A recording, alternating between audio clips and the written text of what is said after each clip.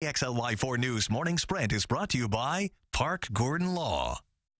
All right, it's 6:52. Time now for your morning sprint. Caroline Flynn live in Liberty Lake, where you can get some barbecue food, even though it's not quite barbecue weather yet. And Mark Peterson is keeping an eye on some of that light snow falling around the region right now. But first, to an update on a bill that could change the way you grocery shop in Washington. In a 31-14 vote last night, the state Senate passed a bill that would ban stores from using single-use plastic bags and put an 8-cent price tag on all other bags like paper grocery bags. It now heads to the House. If it passes there and is signed by the governor, the ban would take place next year. An inmate who escaped his work crew in Spokane Valley yesterday still has not been found. 22-year-old Jonathan Staten caused schools in the Central Valley District to go into lockout procedures when he walked away from his work detail around 10 o'clock. He was in prison at the Geiger Correctional Facility for violating a restraining order. Staten is described as 5'10", 165 pounds, with brown hair and brown eyes. He was last seen in the area of 8th and McDonald.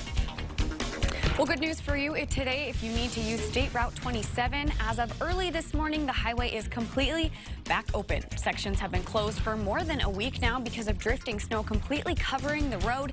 This drone video, which was provided by the Department of Transportation, shows what crews have been up against as they try to dig the road out from under all that snow.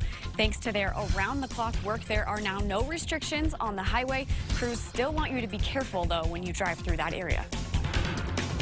Some more light snow falling through the region. We're looking at an active radar that continues to send it all the way up into Colville. Now we're going to get a nice little break, but look at what's going on in the Tri-Cities. We're going to see more work its way in. Now this afternoon could be a combination of rain-snow mix, as we'll have a high today of 35 degrees. Right now we're at 28, 34 into Pullman, and Tri-Cities sitting at 22 degrees. Be safe as you're heading south because there's going to be snow on the roadway.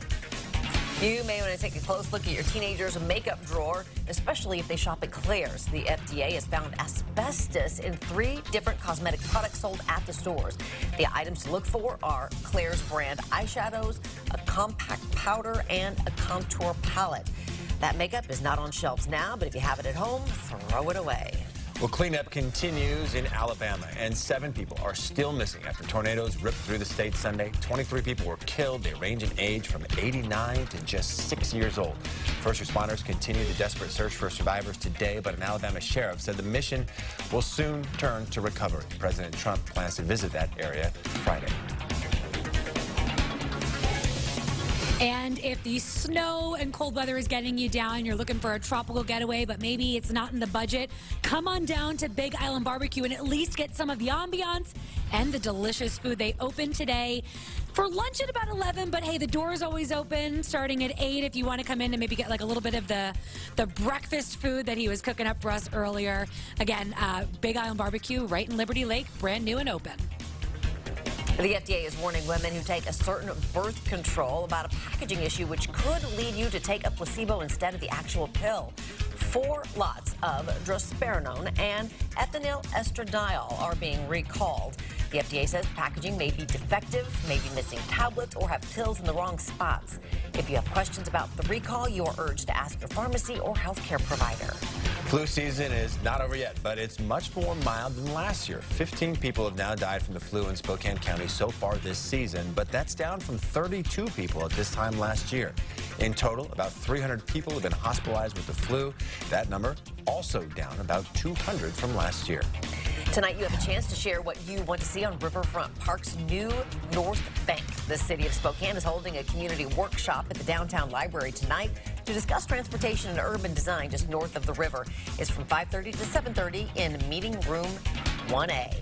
Coming up next on Good Morning America, a new video shows the moments things start sliding and people start falling when a massive cruise ship is hit with hurricane-force winds off the East Coast. A family driving home from a ski day in Colorado when a massive avalanche slams into their rig.